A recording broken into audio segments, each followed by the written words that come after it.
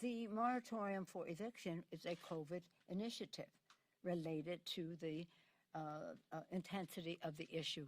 And for $46 billion was allocated both in the year-end omnibus last December as well as in the rescue package. $46 billion. This money has largely gone out to the states and local governments to implement and to give to the renters so they can pay the rent, which helps the landlords, of course, too.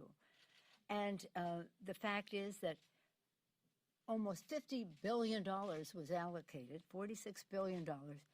Less than 10% of that has been spent. Around $3 billion is reported to me, but let's say it would be 10%.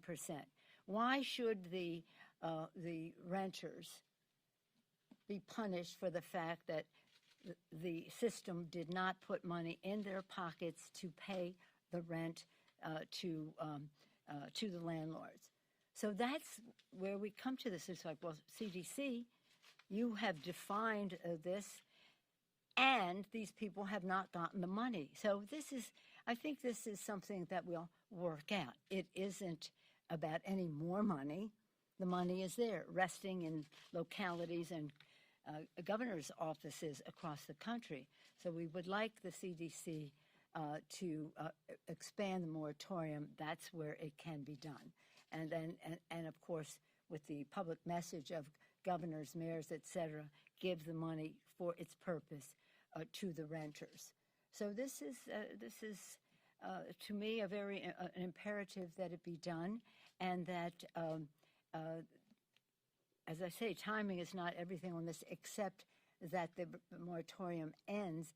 But again, if they know that the money will be released, then we'll go there. There are all kinds of talk among lawyers who thought this and that in the executive branch. I don't know. I don't want to be critical of what they have, because they just made the statement yesterday. But we're not going away from this issue, whether it's now or shortly thereafter. It is, I mean, have you ever seen an eviction? Sometimes even the law enforcement people go into these apartments are crying because they know they're going to do something that's going to put babies' cribs out on the street, personal belongings out on the street. It happens like that. Passers-by can even take that stuff. These people have been evicted, now have to find another place to live, to take this stuff that's now been on the street. It is the most heart-wrenching and so in defiance of everything that we say we are about in the Gospel of Matthew. When I needed shelter, you gave it to me. That the words of the Lord. So I think that this is something that fairness and justice has to be done. We'll ensure that it does. Thank you all very much. Hey, thanks for watching Bloomberg Quick Take Now. Subscribe to our channel to see the biggest stories the moment they happen from around the world. And tune in to our 24/7 live stream for global news coverage, documentaries, interviews, deep dives, and shows on the stories that you care most about.